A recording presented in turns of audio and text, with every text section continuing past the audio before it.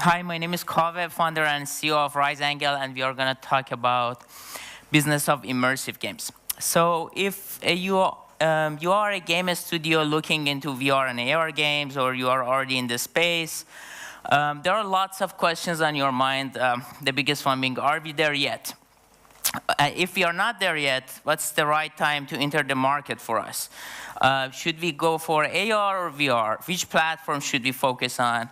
What monetization method should we go for? What genre is the best genre that works out? And finally, how to fund it. So I hope at the end of this talk, you get a little bit more insights into the whole space that helps you answer those questions. A little bit about us. RiseAngle, we are a San Francisco-based company. We have 3 VR games in the market for low-end VR, for Gear VR, Oculus Go, and also one of them for Google Cardboard. Our best IP, World of Mazes, we are also releasing for Oculus Rift soon, also a non-VR version of that for mobile soon. And our first AR game, Coin Billionaire AR, we are going to release it also soon. So let's take a look at the current stats of the market and recent developments and some of the forecasts. Terms VR, AR, MR, XR, lots of terms. VR, for now, let's just simplify it. VR being when you detach yourself from reality, virtual reality, AR when you actually see the reality through a device, and you see also like virtual items alongside the actual reality, augmented reality, MR being mixed reality, more about holograms, when you actually don't need a device to look through and you just see virtual objects in the environment. XR, extended reality, is a term that is being used recently as an umbrella that covers everything. Market size and growth, there are lots of forecasts, just summarizing everything. In 5 years, it seems that we are going to have a $100 billion industry for AR and VR. Out of that, $15 to $20 billion of that are going to be games. One of the things that makes us very bullish about the space in general is that almost all of the big tech names have some sort of involvement in this space one way or another. As far as the headset numbers, again, there are lots of numbers not confirmed so much, but overall headsets sold for VR so far, excluding Google Cardboard, is around 15 to 20 million headsets. On the other hand, for AR-compatible smartphones, they seem to surpass, based on different forecasts, 1 billion devices by the end of this year, which is a very interesting number. So, introduction of ARKit, AR Core, camera FX was a big deal for AR. Introduction of standalone VR headsets was a big deal for VR, and it's going to continue. Hopefully, it's going to help the adoption rate for those. But and the shape and form of the headsets could be completely different. They could be smart glasses in a few years, and we think those are quite a possible option for future of both VR and AR, and we believe Apple is in a very good position to be the leader of that market, at least for the consumer market and also games. So why do we even want to be in VR and AR? What are the opportunities? So these are rapidly growing markets, 50 to 100% per year, which is a great number. We are in very early stage, so if you win part of the market, you can be very dominant and have the first mover advantage. Is not so much great content or great games out there yet, which is an opportunity for someone that does that. Is still limited presence of big budget competitors in the market. And one important thing that not many people talk about is that just by having a VR or AR product, you get much more visibility, for example, compared to mobiles, at least at the start. For example, there are 800,000 games on Apple's App Store, more or less, for over 1 billion devices. Comparing the same thing with low-end Oculus Store, there are about 10 million headsets, Oculus Go and Gear VR on the Oculus store for low-end, with less than 1,000 games. So by just releasing a game for VR there, you get 8 times more visibility to start with compared to Apple's iPhone.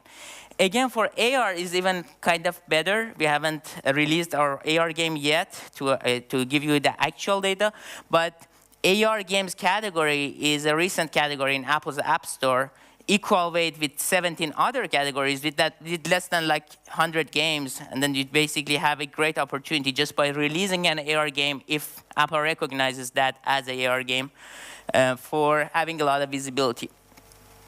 So, but why don't we want to be in VR and AR? What are the challenges? So there are so many platforms and they are changing, so shipping for a lot of platforms is a hassle.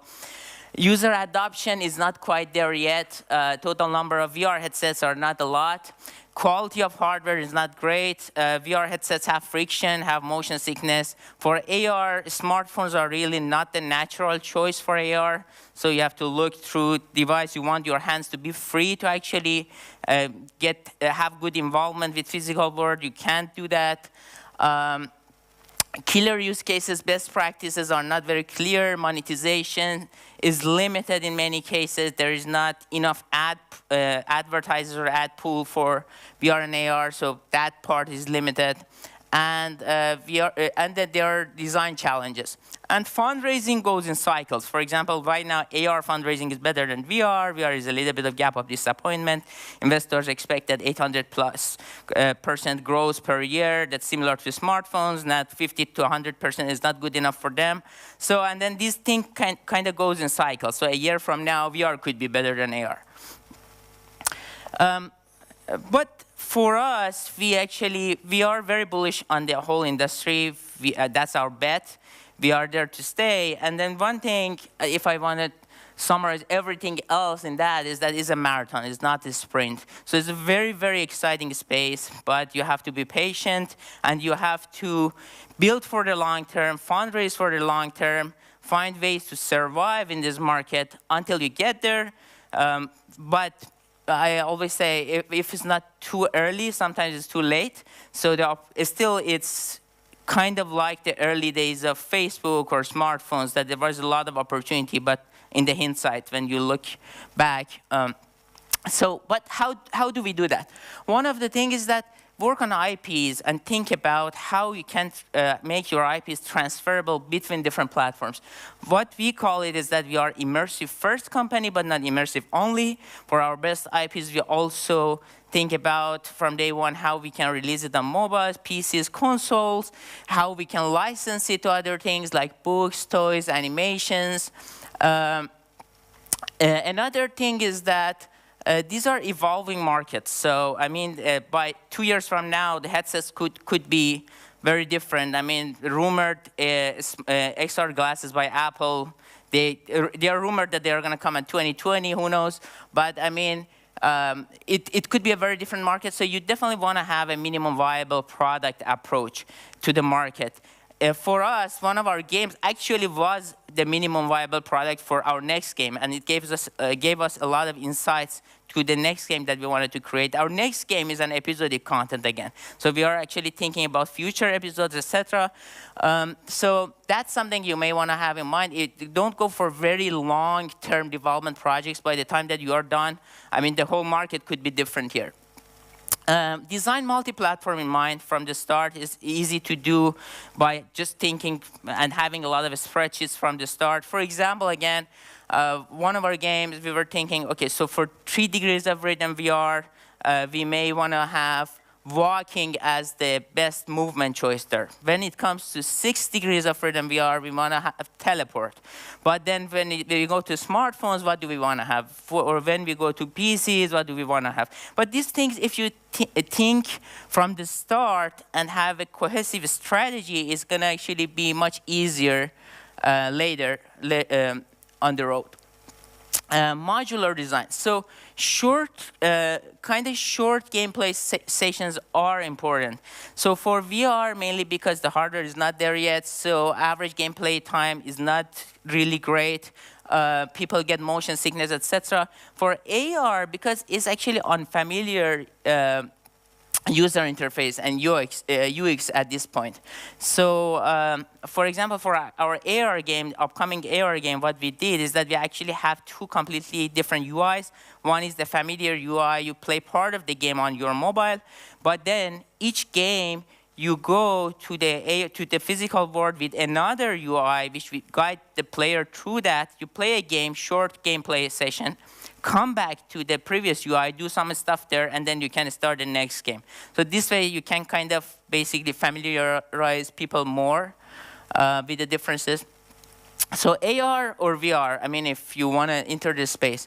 Well, number of the devices right now is in favor of AR. Ability of fundraising is in favor of AR. One thing that I would like to mention is that for killer use cases, we as the company, we are firm believers that the killer use case for VR is going to be interactive storytelling. And we think VR is the greatest medium ever created for storytelling, just second to books. That's something that we are not very clear when it comes to AR games. So we are not very clear what the killer use case is going to be there. That's for us one thing on favor of VR, that we have a clearer picture and vision of what we think is going to be the killer use case. So iPhone versus Android for AR is kind of similar to iPhone versus Android in general. So cost of user acquisition is like more in the iPhone ecosystem. Number of phone models is much less in iPhone, so shipping is much easier. Monetization potential is better for iPhone. AR kit versus AR core technical capabilities, I wouldn't say. It depends on the version, so it's not a really significant determining factor for us, because, I mean, one of the future versions, one could be a little bit better than the other.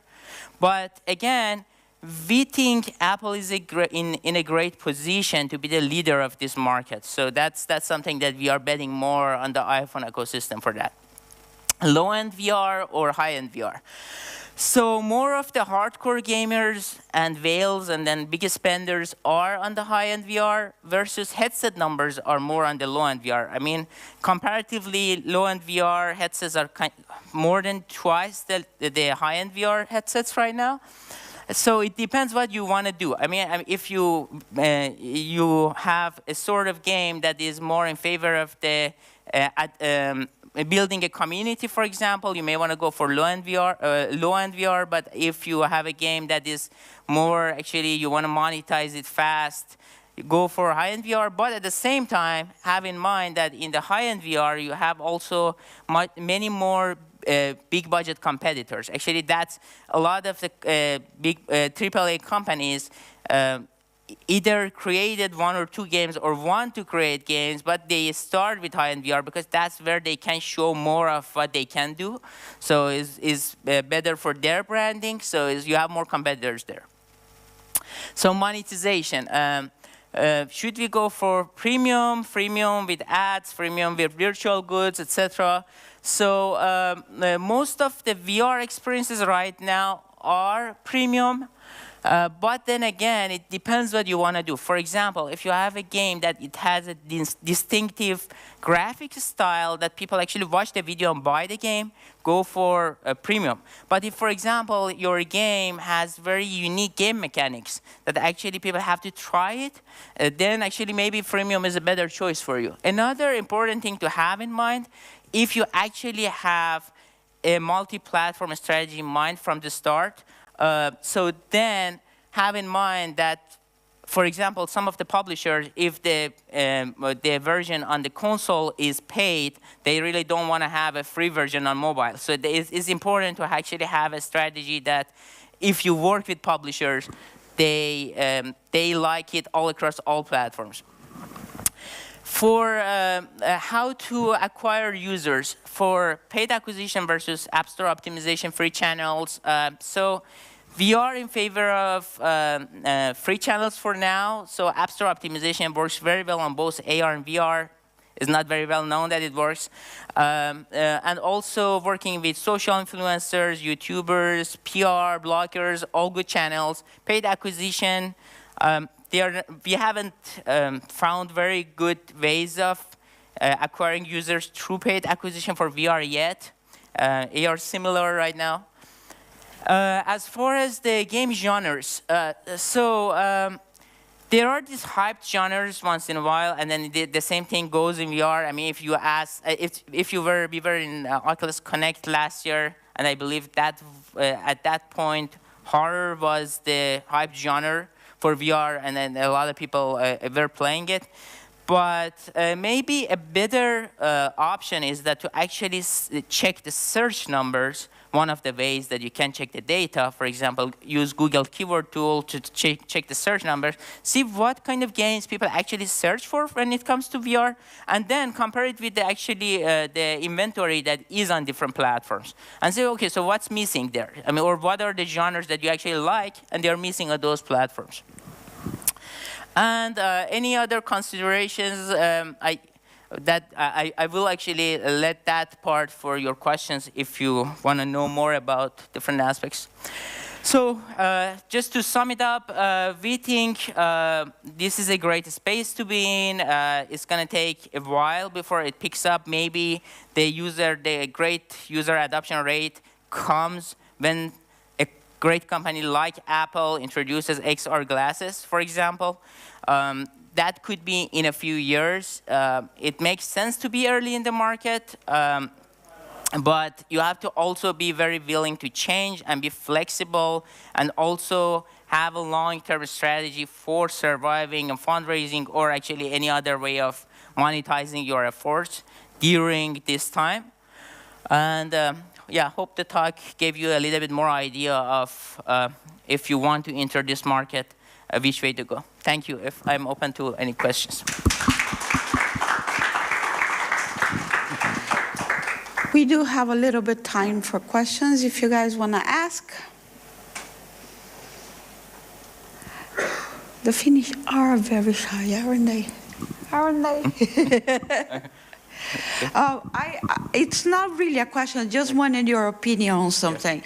I was on an event in UK for Uki, and several developers talking, and their comments were that VR and AR is dead, business-wise. They were not talking about the technology itself, but they were saying that the investors were not interested in investing in this kind of technology. So I wanted to know what is your opinion about it? So fundraising, investors, VR is in gap of disappointment right now. Actually, again, I mean, investors are they expected really like huge growth. It's not. AR, not so much. I mean, there are investors that they are interested in that. They are the ones that they are not. From the business perspective, actually, outside of the games, actually, there is investors' interest in both, because when you go to companies, they can actually buy the headsets as part of the whole thing. And it's not a big deal for them to pay like even a few $1,000s for one headset. Could be like any HoloLens or I don't know, any other headsets. But that part also goes to use cases. So, and then that becomes like okay, so what is the actual use case that I'm using? Yeah, but more so from VR, investors kind of stay away right now. AR is a mixed feeling I've seen in the investors, like at least in the recent. But again, I mean, these things go in cycles. So it's a year from now could be very, very different. This year specifically, 2018 was kind of the year that is kind of the winter for VR as far as the fundraising. So, but yeah, sure. Thank you very much, guys. Big hand. Yeah, thank you.